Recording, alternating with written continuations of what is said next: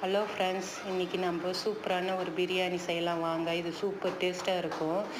எப்படி செய்யலாம்னு பார்க்கலாம் வாங்க. பிரியாணி டப் வச்சு ஒரு 4 ஸ்பூன் எண்ணெய் ஊற்றி 2 ஸ்பூன் நெய் ஊற்றிக்கலாம். ஹீட்டான உடனே இது பிரியாணி மசாலா போட்டு பொரிஞ்ச உடனே வெங்காயம் பொன்னிறமாக வதக்கி எடுத்துக்கலாம். வெங்காயம் போட்டு 2 ஸ்பூன் இஞ்சி பூண்டும் போட்டு வதக்கி எடுத்துக்கலாம். 3 தக்காளி போட்டு அதையும் வதக்கலாம். அது கூட கொஞ்சம் சால்ட்டு போட்டு வதக்கலாம். 1 ஸ்பூன் மிளகாத்தூள், வெறும் மிளகாத்தூள் போட்டுக்கலாம். 4 பச்சை மிளகாய், 2 ஸ்பூன் தயிர் எல்லாத்தையும் போட்டு நல்லா மிக்ஸ் பண்ணி எண்ணெய் பிரிகிற அளவுக்கு வதக்கலாம். அப்புறம் புதினா கொத்தமல்லி ஒன்றா சேர்த்து போட்டு வதக்கலாம்.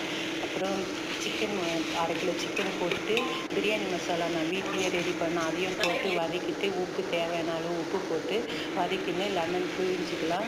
அப்புறமாட்டிக்கு ஒரு டப்பா அரிசிக்கு 1.25 தண்ணி ஊற்றிருக்கேன். அப்புறமாட்டிக்கு அது கொச்ச உடனே அரிசி போட்டு டப் கட்டி 20 நிமிஷம் டப் பண்ணால் பிரியாணி ரெடி.